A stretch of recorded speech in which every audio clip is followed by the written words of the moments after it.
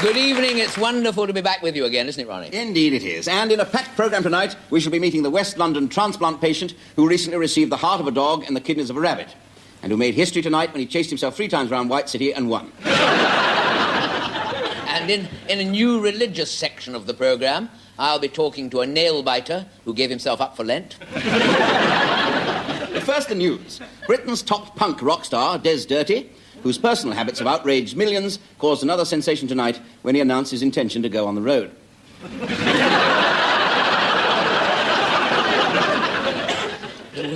There was surprising news today for Sandra Micklethwaite, the Nottingham woman who recently made love on the big wheel. She's in the Rotary Club. Second prize in the British Airways contest to find their most travelled passenger has gone to Mr. Burslem Throttleby, who has flown 70,000 miles in the last 6 months. First prize went to his luggage, which has done 90,000. 500 people had a miraculous escape at a Rod McEwen concert tonight. He didn't turn up. And now a sketch featuring Mr. Ronnie Corbett, a self-made man who ran short of material.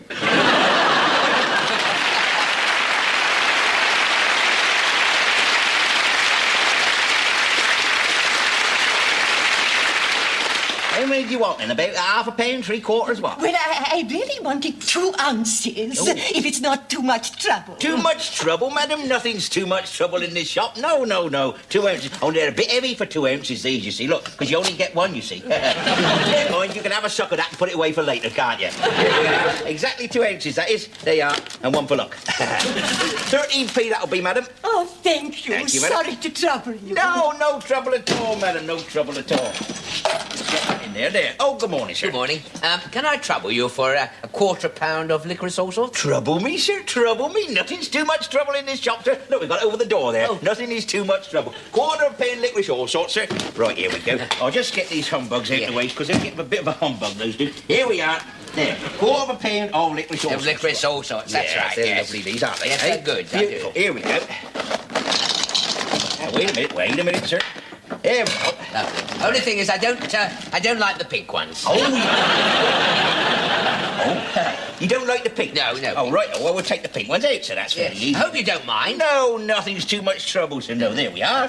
And I don't like the blue ones. You don't like the blue ones? No. I see, sir. Right, we'll take out the blue ones, then, shall we, sir? That's it. Not the black and white ones either, please. I don't want the black You and don't want the black and white ones? No. Oh, well, that only leaves the orange ones, I'm afraid, sir. Yes, but I only like the orange Oh, ones. you only like the orange. I'll tell you what we do, then. We'll tip them all out on the counter, sir. Then we'll sort a few orange ones and put in there. Yes. That's it. Lovely. Right.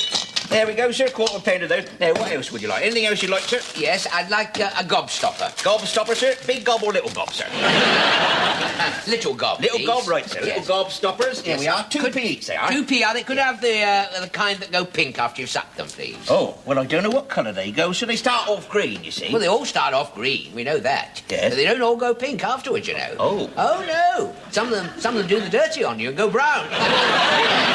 Could I try one? Certainly, sir. You don't mind, do you? No, nothing's too much trouble, sir. I'll try one myself, sir. There we go. Now, is there anything else you want while we're having a suck, sir? Have we got any of those mints with a hole in? Oh, mince with a hole in? Yes, sir, yes, sir. How big is the hole? Hey? Well, I don't want it to be too big, you see. You got something to measure it with, sir? Well, not on me, no. But it must be just small enough not to go on the finger. Do you know what I mean? Oh. You know, I don't want... I had a friend once, took out a girl for the evening, you know, got her finger wedged in the mint. Oh, dear, what happened? Had to marry her. The vicar said, with this mint I thee wed. No. I'd like... Well, never mind about the mint. Right, never mind about the mint, sir, right, sir. Could I have... You got any of these chocolates that melt in your mouth but not in your hand? Yeah, well, we've got something very similar, sir. I haven't got the actual ones, but these are very similar, sir. Oh, right. Could I try one? Certainly. Hold it in my hand. Oh, hold it in your hand. All right, sir, yes. You don't mind, do you? No, sir, nothing's too much trouble, sir. No, not even you, sir, no. How's the gobstopper coming on? Oh, it's gone white. Oh, dear. Well, that's hopeless, isn't it? Absolutely hopeless. Mine's gone pink. Look, there you are, sir. There's a nice pink one, sir. That's one anyway, isn't it? Well, I can't have that not after you've sucked it, can I? Look at this. It's melted in my hand, this. Never mind, wipe it on my jacket. Oh, yes, right. There we are. That's it. Right, sir. Now, I take it that'll be all, will it, sir? No. I want some chocolates. Chocolates, very well, sir. What sort, sir? Milk or plain? Well, I'd like milk, please. Milk chocolates, these are very popular, sir. These are nice milk chocolate. They're Sunday assortment, sir. Oh, they're lovely. all milk chocolates. Are they all milk? Are they nice? Are they nice soft centres, are they? Yes, sir. They'll all be all soft centres. Oh, yes. yes. Yeah. Oh, yeah, that's soft. That's all right. Yeah. That's hard over there. That's hard as well. Well, that's a nice soft one. I'll put that there. Oh, look. Last 4 or 5 have been hard. Yeah. Oh, I don't want them. Never mind. Well, we won't bother about that. Right, sir. Now, we're just closing up, sir. So, is there anything else? Yes, I'd like... I noticed you've got that rolled licorice, haven't you? Rolled licorice, For my yes, nephew, certainly. thank you. There we are. That's it. Rolled licorice. That's it. How long would they be if you unrolled them, you know? Well, they'd be quite long. They're quite long, sir. Yes. They'd be long. Yes, would you mind if I unroll one? I'll unroll them, sir. There you we don't are. mind, sir. do you? No, nothing's too much trouble. That's how long they are, sir. There you are. Yes. Look, Are they all the same length? Yes, they're all the same This length, one sir. looks longer. No, the blue they ones. won't. Look, They're all the the same. blue ones are not. No, they're not, sir. Look, I dropped the middle bit. Never mind about the licorice, sir. We'll just leave all that, so we're going to clear it. Right, sir. Now, is that all? No, I've forgotten the very thing I came in for. What's that? Some hundreds and thousands. Hundreds and thousands. Very good, Yes. sir. Yes, hundreds and thousands. Yes, we've got hundreds and thousands of them, sir. Yes. There we are. Could you count them out for me, please? Pardon? I'm not being in any trouble, I hope. No, you're not in any trouble. How many do you want, sir? Well, only the wife's making a cake. She wants exactly. If you could Yeah. count them out. And 1,100. 1,100, sir, sir. 1,100. 1,100. Now, that's about 15 short. Don't worry, sir, I've got some more here. There you are, sir. Hundreds and thousands. Now, what do you want, you old bag? I want some of your toffee. Toffee? Yes, and then will you cut it up, absolutely smash it all up? Yes. In little bits. Little because bits. the meatball sticks. I'll smash it up in little bits. All right, right. No, it's not. It's too much trouble, madam. I'll smash it all up. I'll smash your teeth up in a nice way. Too much trouble in here. Nothing at all.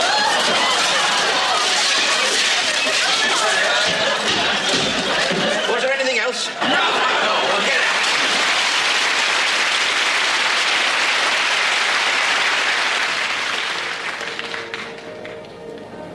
Good evening and welcome to the Princess Charlotte Hall in Egham, where there's an atmosphere of hushed expectancy as we wait for Sir Gilbert Vaughan Evans to make his entrance for this second public performance in Egham of Hofmeister's little-known Second Symphony.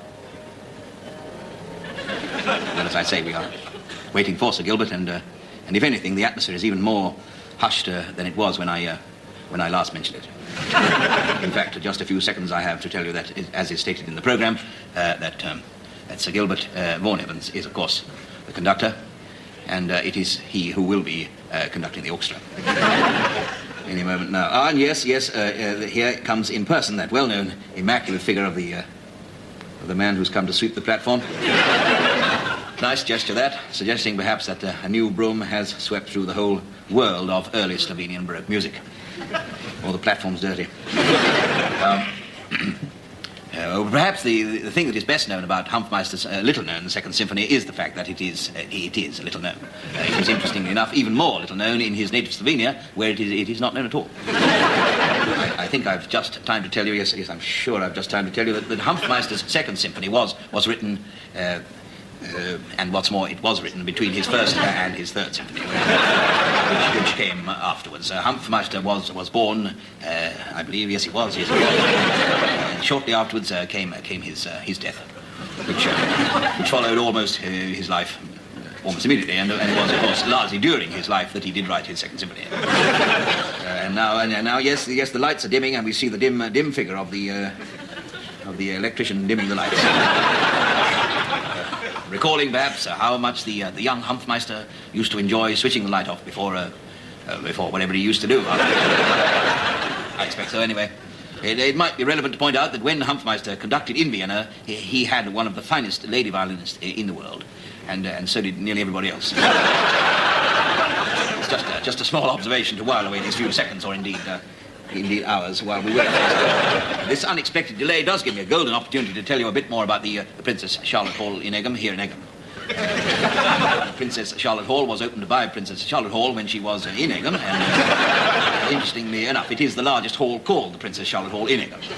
Princess Charlotte Hall was, of course, the sister of Prince Albert Hall. Isn't there any sign of it? No sign, no sign. It is interesting to note that Hofmeister died in the very year that Beethoven was already dead.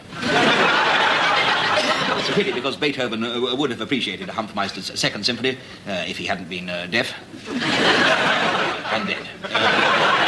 Sir Gilbert Vaughan Evans is, of course, the son of that distinguished father, the late Evan Vaughan Evans, but not as late as he is. He's always damn well late. By the time he gets here, he's always 3 parts Brahms and Liszt.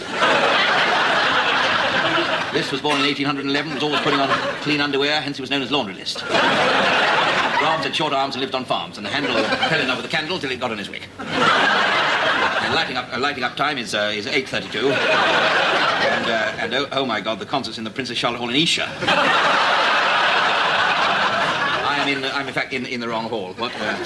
This concert is apparently Heidi Svensson's Swedish all-girls orchestra.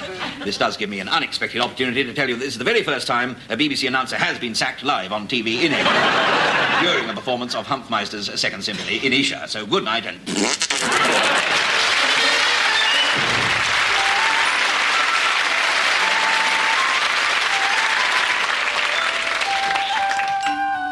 You still getting that dizziness when you wake up of a morning?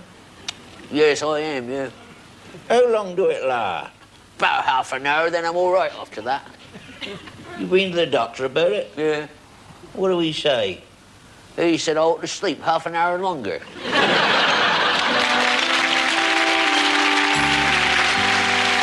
Ladies and gentlemen, I lost myself on a cool, damp night. Gave myself in that misty light. Was hypnotized by strange delight under a lilac tree. I made wine from the lilac tree. Lost my heart in its recipe. Made me see what I want to see. Be what I want to be. But I think more than I ought to think. Do things I never should do.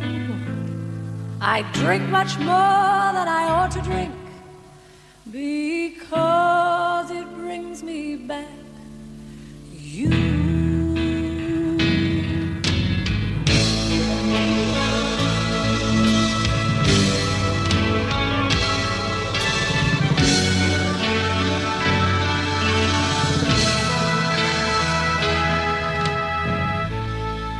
Lilac wine is sweet and heady like my love.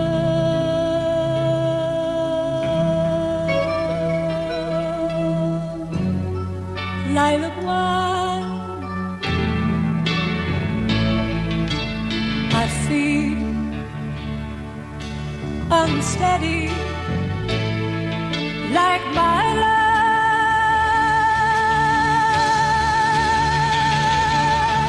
Listen to me, I cannot see clearly. Isn't that he coming to me nearly here? Lilac wine, I feel I'm ready for my love. Feel I'm ready for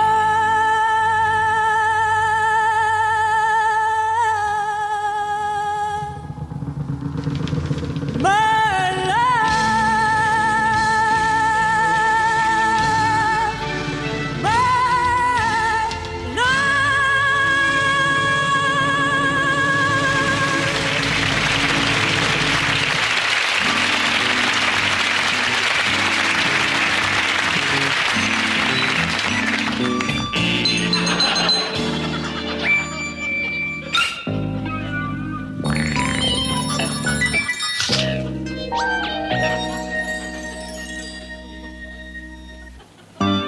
dateline is 2012. England labours under the yoke of a reign of terror. Every Englishman is now at the mercy of his age-old enemy, woman.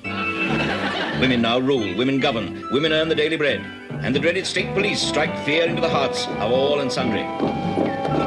The poor downtrodden male, forced to wear a frock and even given a feminine name, is a sad caricature of his former self.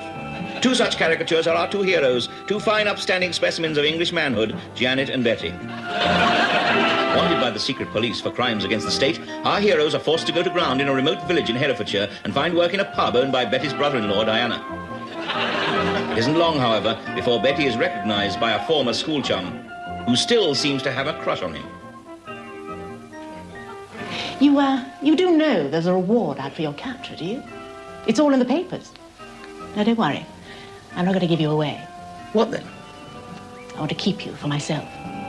But having lured our hero to her house, she shows herself in her true colours.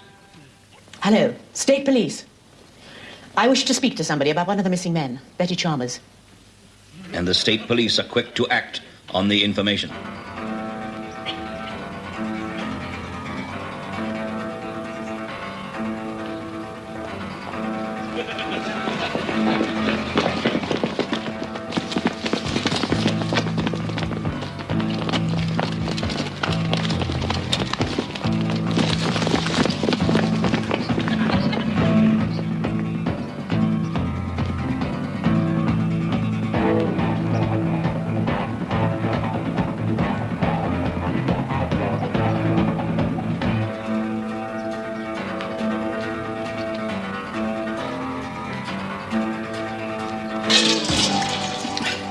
I feel so silly sitting here at night at 3 o'clock in the afternoon. It belonged to my late husband. There you are, you see, sitting here in a dead man's nightie. He's not dead. You just said my late husband. He was always late, so I divorced him. Oh, I see. Well, I still feel silly sitting here in it. Perhaps you'd rather be lying down in it. No, it's not the sitting, it's just the nightie, you know. Would you feel better sitting up without the nightie? If so, take it off. No. What I mean to say is, a night is for going to bed in. Well, that's just what you'll be doing when you've finished filling your face. Oh. Ready?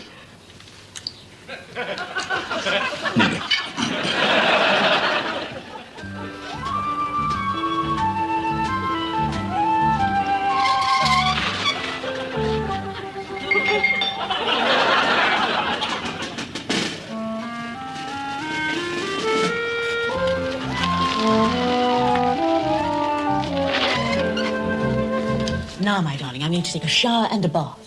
Shower and a bath? Why'd you miss out yesterday or what? No, I shower off the dirt first, then when I'm nice and clean, I have a bath. Oh. Isn't that rather like carrying coals to Newcastle? Though, of course, if you had been carrying coals to Newcastle, you'd need a bath, wouldn't you?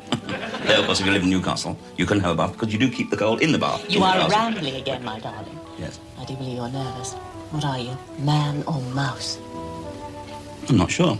Tell you what, this cheese tastes very good, though. Now, in 10 minutes, I shall be in the bath. I want you to rush in and scrub my back with a loofah. Rush in? Absolutely hurtle. Is it a rough loofah? Very rough. Be careful you're not facing the wrong way. Rush in. Hello? Could I please speak with... Betty Chalmers? Oh, it's you, Janet, old boy. How do you know it's me? Oh, well, you're using that voice that you used when you played the Frenchman to see how they run at the drama club. You know, the one that was in disguise. He was a German. Oh, was he? Oh, better disguised than I thought. Look, never mind about that. I've got your note. All it's got on it is this woman's address and something's come up. What are you doing there? What are you up to? Well, I'm sipping champagne and preparing to dash in with a loofah. Listen, I wouldn't advise you to do that, old boy. Are you in the room on your own? Yeah, listen, how did you get hold of her phone number? Well, everybody's got a phone number. She's well known for it.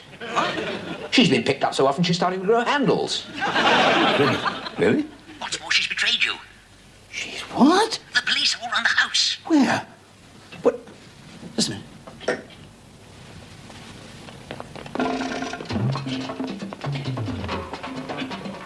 Right, you know. Listen, I'm trapped in here, old chap. Where is she now? Huh? Oh, she's in the bath, Blaster. Right. I'll get your brother-in-law. I've got a plan how to get you out of there, but you have to deal with the woman. How? Well, just keep her quiet somehow. Keep a lookout for us, right? How can I keep her quiet? Well, I don't know. You know, try champagne or something. Right, bye.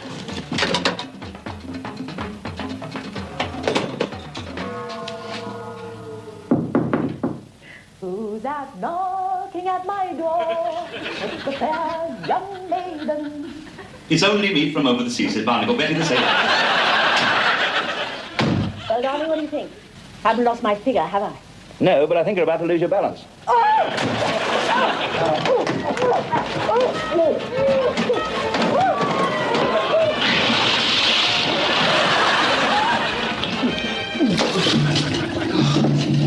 Champagne was a treat.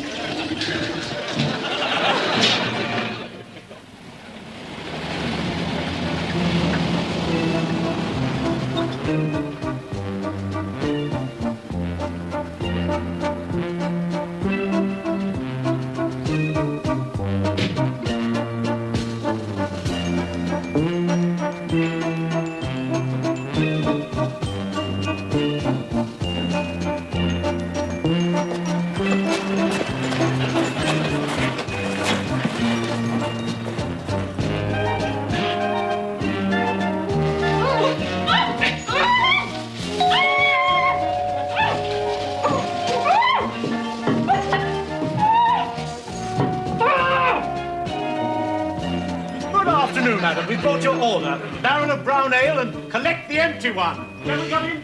Thank you.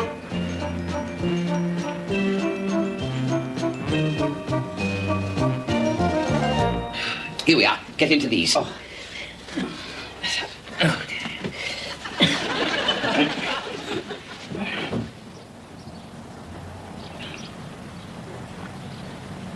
Thank you, madam. Always a pleasure to serve you.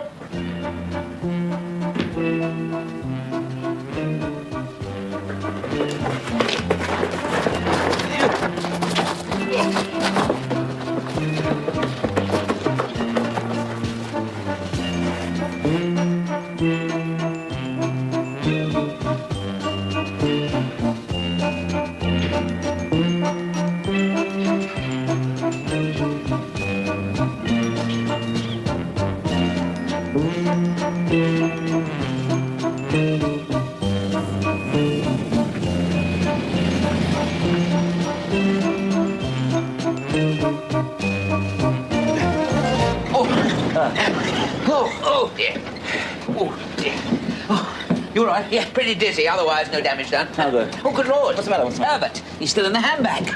Wonder how he managed to survive the journey. Mice get dizzy like we do, you know. Yes, I suppose they do. Oh, yes, he's all right. Well, congratulations, old boy. You certainly got me out of a very ticklish situation there. Really? Yes. Pretty frightening-looking Lutheran, huh? Well, you know, things are getting pretty desperate, don't you? I mean, the police are everywhere. They're bound to catch up with us sooner or later. Don't despair. Things are not as desperate as that. I've had a word with Diana, who's got a few friends in the know, and there's still a ray of hope. What?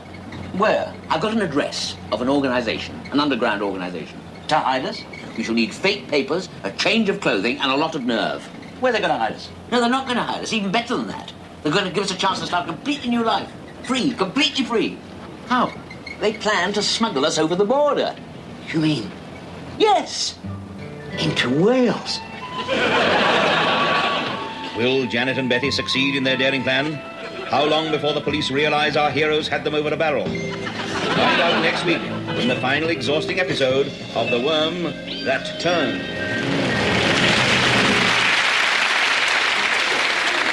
Good evening, everybody. Good evening. I'd like you to meet a friend of mine from London, Arnold. I'd like you to make him feel at home, show him some real Highland hospitality. Eat and enjoy yourself. This is Liberty Hall. Oh, is it? Oh, thanks very much indeed. Thank you so much. Don't touch that. Why not? Why not? Why not? Oh, my God. Yes. He's a Ferguson. Who is? The waiter. Well, Ferguson. Well, cheers, have some of this. What? It's lemonade, that is. I know, but he's a Marchbanks. A Marchbanks? Yes. I ought to tell you that I am also a Marchbanks. The Marchbanks never speak to the Fergusons, and the Fergusons never speak to the Marchbanks. If I was as much as dropping of thirst, I would not have a dram or a drop from an accursed Ferguson. Oh, I see. But I don't want you to worry about that. Oh, no. Just you enjoy yourself. Whoop it up. I see, an awfully pretty girl over there. Don't so much as smile at her. Why not? She's a Ferguson. Oh. Good evening, Dougal. Swan. This is the stuff of life. Yes, I bet it is, yes. That's an awfully marvellous picture, isn't it? It is not. It's a Ferguson. Oh, is it? Oh, dear. Ugly old cow, isn't she? You're speaking about my mother? But you said she was a Ferguson. It was painted by a Ferguson. But why hang it? What else would you do with a Ferguson? Oh, look, sausage rolls, I'm famished. Thanks so much. I'm a lady. Oh, he's a Ferguson. Oh, well, yes, I didn't want to. I wouldn't dream of eating a Ferguson sausage roll. Excuse me. You shouldn't have done that. Why, is the dog a Ferguson? No, he's a Doberman. Good evening, dear. She's a real corker. Oh, are we speaking to the corkers? Not in her case, her husband. Ah, a Ferguson. No, black belt in judo. Good evening. What are you laughing at over there? The gathering of McSnood. Oh, is that a war council or something? No, a nasty wee boil in the back of his neck. I'm having a fine time here talking about the boils on people's necks. Don't sit there. Why not? Ferguson sat there. Oh, so what? He spilt the trifle all over it. Oh, this is stupid. Grown men playing these silly games. Silly games, you say? The whole story started in 1192 when Wimpole Marchbanks stole Kirsty Ferguson's best chicken, I'm telling you. 7 years later to the day, the Fergusons swooped from Merkin's Moyle, massacred the Marchbanks men, raped the women and ran off with the cattle.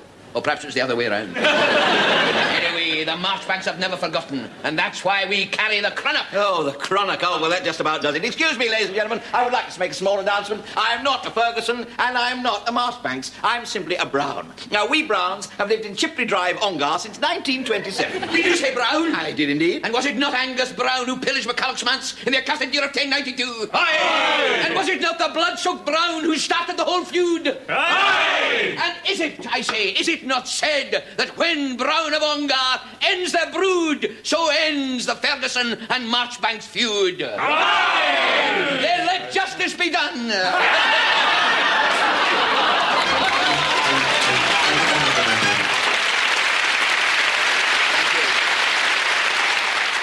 Thank you. Thank you very much. Woof, woof. Woof, woof. I went woof, woof just then. Well, I'll tell you why. Did you notice that? No, you did, didn't you? Now, I'll tell you why I did that. You must be thinking, no, it's because this week I received rather a charming letter from a Cocker Spaniel. That's not strictly true. Didn't actually receive a letter from a Cocker Spaniel. It was a whippet. I said it was a Cocker Spaniel, just to try and make it more interesting. And, well, the first... I didn't succeed, did I? Anyway, the first dog I ever owned myself was a Cocker Spaniel, only he had to go after he disgraced himself. He wandered into the bedroom one day and thought I was a bone. I spent the weekend tunneling out of the back garden. I was ready for him the next time, I'll tell you. He went for me in the bathroom and bit off a bit more than he could chew. However, this particular whippet who wrote to me is the honorary secretary of the new Dog Language Society. You know, the ones who are campaigning for a new TV station on which everyone barks. You've probably seen them in the news, they go around digging up signposts. Well, not exactly digging up signposts, but doing something up signposts. He asked if I'd kindly say a few words in dog language for all the dogs who might be watching tonight, so there we are. It's amazingly lifelike, actually, isn't it? As a matter of fact, I learned how to speak fluent dog while still at college. I studied under a Chihuahua. Anyway, on to tonight's joke. Now, any blame for the joke I'm going to tell tonight must rest squarely on the shoulders of my agent, Seamus L. Bloomstein. Of Stonehill Mansions. A man of somewhat mixed parentage. He is actually part Muslim, part Hebrew, and part Catholic. 3 times a day he kneels towards Mecca and sings Oive Maria. Now, I know my agent very well, actually. He's like one of the family, really. Like my Auntie Ethel. As a matter of fact, we both grew up together in this very rough neighborhood. Well, he grew up. I sort of never really bothered. And it was a very violent area. People were afraid to go anywhere. I remember one chap got mugged turning over in bed. It was the only town in the district. It was the only town in the district where the local paper had a forthcoming deaths column. Anyway, I happened to run into him last week while I was out shopping. I just popped into the local chemist's to get measured for an elastoplast. And as a matter of fact, the service in our chemist is so slow, they've opened a little off-licence bar in the shop where you can wait. It's quite nice, you can get a pint of draft Optrex or penicillin in a basket or a packet of Smoky Valium crisps or if you prefer, they do a running buffet and Andrew's liver salts. I mean, anyway, who should I see in there but my agent? Before I left him, he reminded me of this story, which is all about a golfer. Now, I know what you're thinking. Straight away, you're thinking, oh, he's going to go on about his boring old game of golf. Because I do like a game of golf. I do enjoy it. If I didn't like it, I wouldn't play it, would I? I mean, it stands to reason. I'm not an idiot. I wouldn't trudge around in the pouring rain, frozen to the bone, to knock a little white ball down a hole if I wasn't enjoying myself. I mean, I had 9 holes this morning, played 5, fell down 4, but no. I went out to play, with my big cap, walked out on the course. Greenkeeper rushed out and said, "These bloody mushrooms are early this year." Now, I'm not going to do that. I'm not going to talk about myself. This is a story about a fellow a golfer, obviously, who was constantly defeated by the 13th hole on his local golf course. Every time he played this hole got the better of him. He finished up 1 shot, 2 shots over par. And eventually he said to his wife, he said, "When I die," he said, "I'm going to get my own back on that 13th hole. If it kills me," he said, "promise me," he said to his wife, "after my death, that you'll have my ashes scattered all over that damn 13th hole. That way I feel I'll have my revenge." So, as luck would have it, shortly afterwards, he came to an untimely end. He joined the Ronnie Corbett Appreciation Society and died of loneliness. And after the funeral, true to her promise, his wife set off to the local golf club, went out to the 13th hole, and solemnly proceeded to scatter husband ashes all over the fairway. And the wind blew them out of bounds.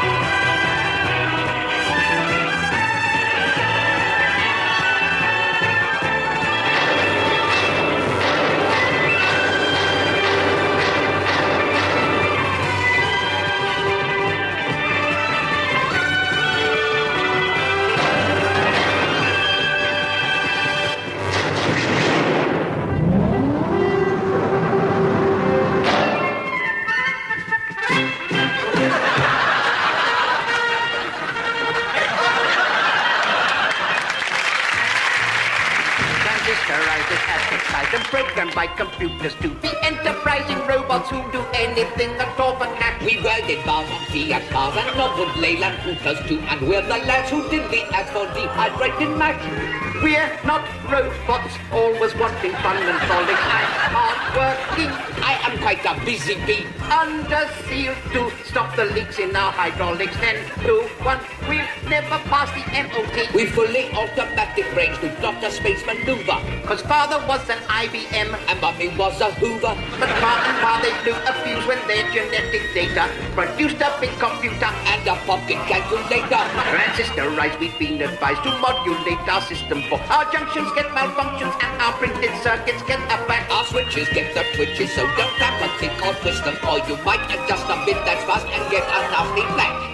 We are two misguided missiles, screws and fuses, bleeps and whistles. Just an android and a robot. He's a highbrow. He's a rather low bot. Transistorized, we've advertised our services available. To one and all, just give a call. No job too small, we'll have a back. We're in the yellow pages and we're rentable and saleable. From co-op shops to Kellogg tops and 50p in cash. Tin men, welded tight, we get well oil every night with a pigeon paraffin, have a little spree, SO blues and SOD. 2 tin men, scared of rust, circuit breakers bent or bust. With a slow start, newly part mustn't have a cough, or your wing nuts could fall off. 2 tin men, largely bronze, polished up their cinder bonds with a toolkit durable, sparkle like a gem, brasso for the BTM.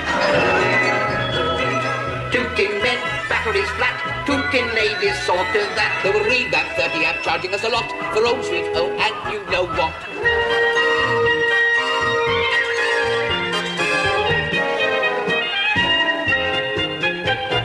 One night at a robot dance, I met a robot girl by chance. Wires and bumpers round the rear, 2 big headlamps out to here. Cutest eyes he'd ever seen, one was red and one was green. When he hugged her, she said, "Mister, take your hands off my transistor." Weeks on end I kept my distance till she lowered her resistance. 1 and 1 up 2 said I, let's add up and multiply. Soon they had a robot son, weight at birth was half a ton. Had its mummy's hi-fi ear and daddy's differential gear. Led a happy robot life with my little robot wife. Everything was quite okay. Then her mother came to stay. Now his lounge is damn near sunk neath the pile of metal junk. What's that heap of rubbish for? Rubbish? That's my ma-in-law. I'm a high-precision robot with solid silver skin. I'm a cross between a hobbit and an empty baked bean tin. My face is signed and dated, that's the reason I'm high class. Both my legs are chromium plated and his head is solid brass. Those a big success with the young princess, our hero since Spacewalker. What a lady fair, what a lovely pair. She really is a corker. She kissed him like 1,000 volts, all hugs and easy. But of course was lost when his wires got crossed, and now he's easy. Doing Space Wars 1 was a load of fun in a battle with the Empire ships. We nearly had our microchips.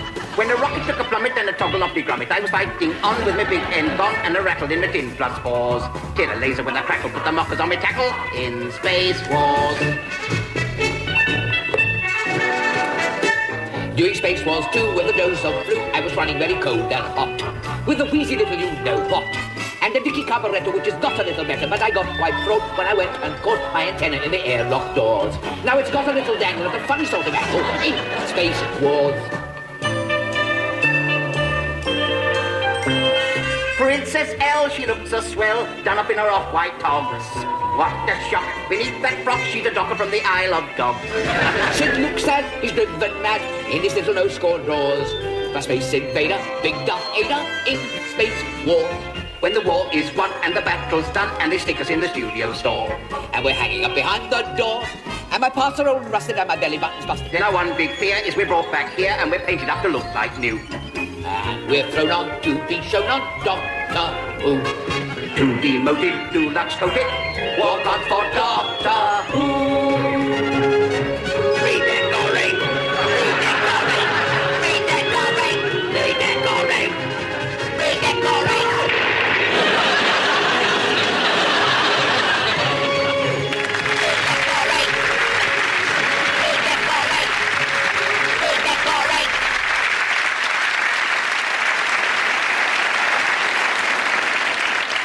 Well, that seems to be all we have time for tonight. But before we go, a few late items of news. The cold weather which is afflicting New York continues. The city's most notorious flasher, Fernando Gonzalez, now jumps out and describes himself.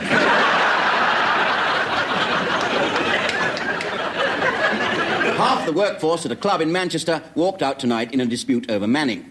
The other half stayed behind to see if the rest of his jokes were any better. And we'll be talking to the Birmingham man who met his wife at a fancy dress party. She went as a pile of pennies, and he took her outside and found out she was a pushover.